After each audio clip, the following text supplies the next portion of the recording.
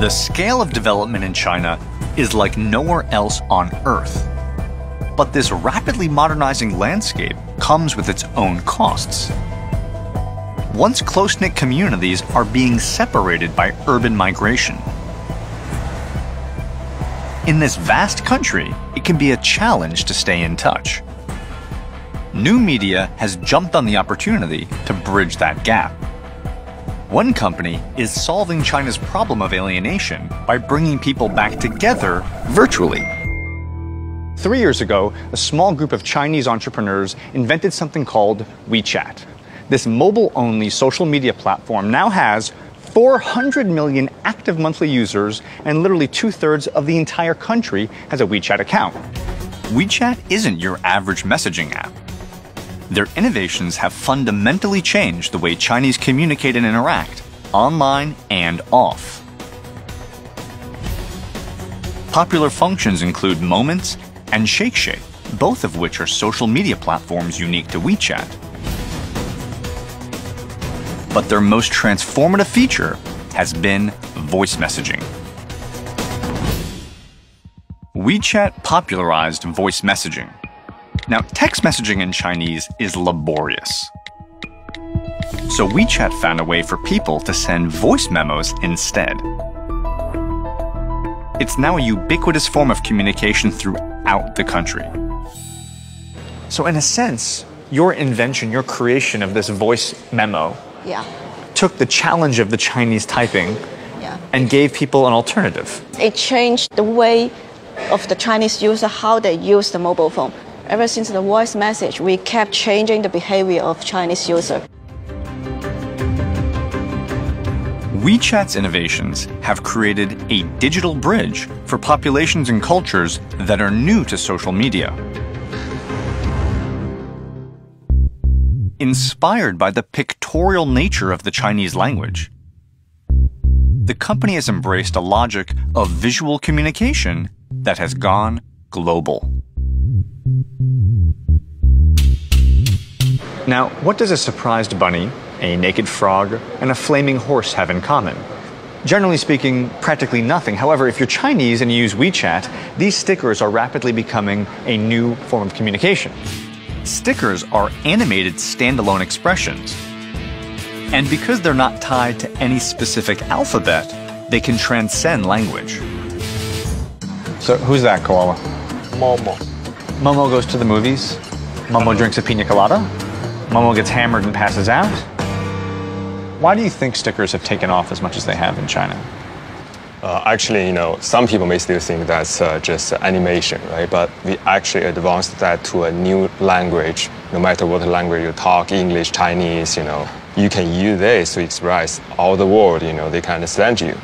But that's universal language, right? Stickers are both limitless and completely customizable.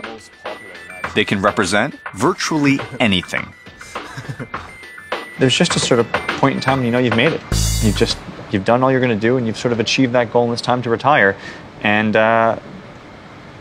this is that moment for me. I'm an emoticon. For WeChat, the entire country is like a gigantic playground and test lab, where they're able to observe and engage with a rapidly evolving society. Their goal is to continue to invent novel ways for users to connect with one another. More and more people are moving to the big cities from small cities.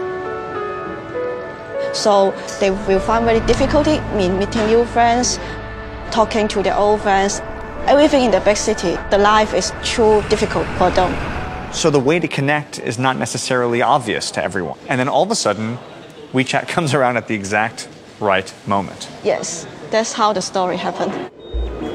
Today, their innovations are creating even more solutions to relieve the stresses caused by China's rapid urbanization. But they aren't limiting themselves to the virtual world. What is this mess of objects I see here? This all of the hardware devices connecting to the WeChat. We are doing exploration here. Give me a sense of what you guys are trying to sort of hack into. So Beetle, you're going to open up your WeChat account. Yeah. I can only imagine what kind of pictures you have on there from the weekend, Beetle. That was a fun night, huh? I don't know who that is. She's pretty cute. Is that your girlfriend? My wife. Okay, cool. My bad. Okay, so anyway, and if you want to send these pictures to, say, your grandmother, yeah, because she loves your new wife, she wants to see pictures of you and your new wife. Yeah. You give her the gift of the picture frame. Yeah. And then how do you send her the pictures of you guys? I just pick a picture and choose it. So I send through the WeChat. Hey! And so there you are. There's you and your lovely wife. So grandma's hanging at home. She says, how's Beetle? So happy he found someone he loves. So his grandma is hanging out by herself. Wondering, what is he doing today? Is he having a good time? Bang! It is a kind of, I mean, we're being silly about it, but it is a kind of a really, like my grandmother would have loved to have this. I think this is an amazing, interesting way to involve someone who can't physically be here, but let them know what you're up to. What's your grandma's name? My grandma's name is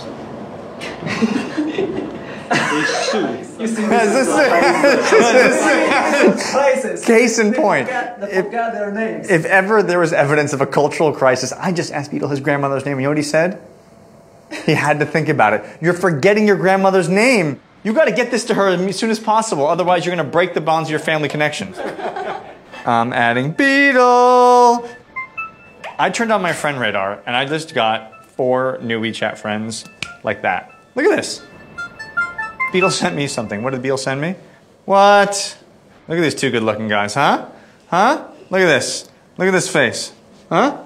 My new friend. WeChat's innovations have revolutionized the way families and friends stay in touch. Their next step is to connect all the hardware in our offline physical world and to create an entire ecosystem of connections for business. China's mobile app, WeChat, is transforming the meaning of connectivity in the country.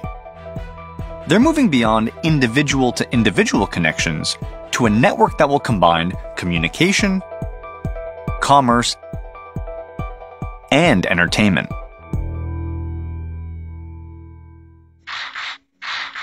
Well, in traditional model, people just sit in sofa and watch TV, just silent, and say nothing and do nothing. And they just receive the information from the TV station.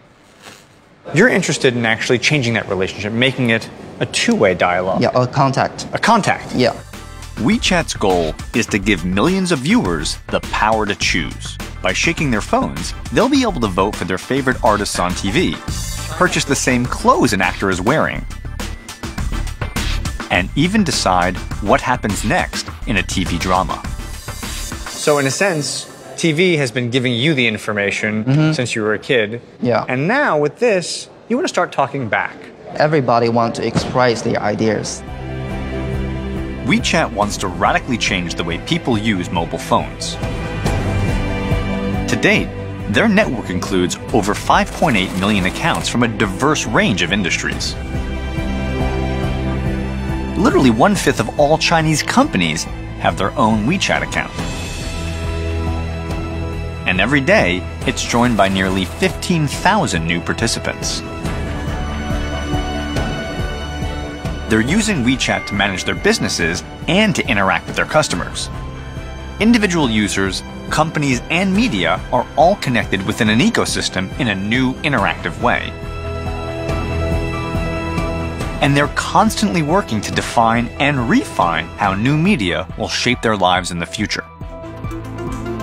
Beijing is here. Yeah. So these are the huge areas. Beijing, Shanghai. Beijing, Shanghai, Guangdong. This is tomorrow. Yeah, tomorrow. You know, Alan, it seems to me that there are certain moments when a technology sort of transcends its function and becomes a part of culture. And it seems to me that WeChat has done that. Whether it's the mobile talking or people photographing their food, WeChat has become a part of Chinese culture in just 3 years.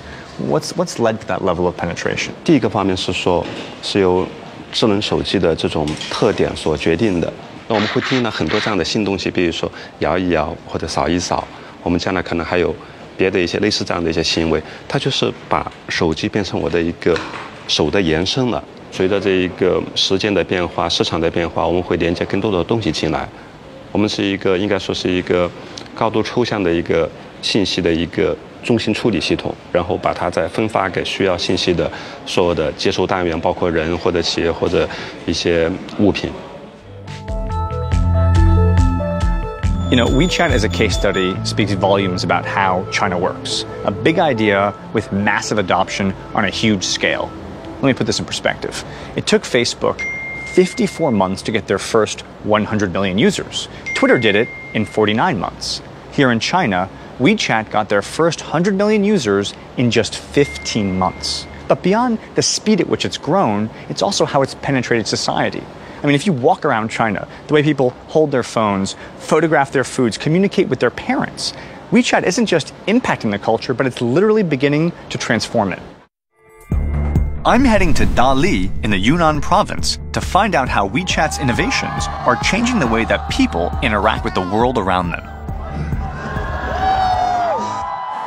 That's me. Now, why are they very excited? Check this out. This will be one of the first ever crowdsourced set lists. By that I mean, before their favorite artist comes on, these guys will shake their phones to vote for the songs that they want to hear. In other words, the crowd is involved in transforming the concert based upon their involvement.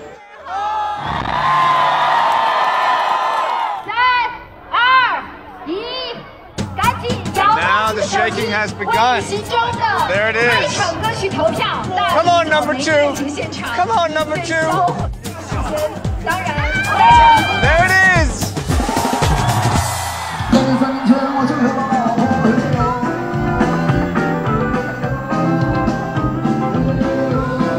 So there you have it. First song of the night, picked by the crowd, sung by the band, crowdsourced concert experience. They shook, they voted, their voices were heard, and they got what they wanted.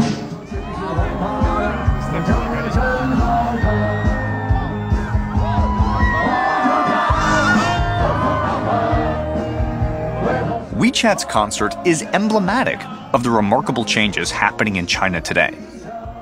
This is just not something you would have seen here even 3 years ago. As WeChat's technology evolves, it will continue to influence how we communicate and how we live.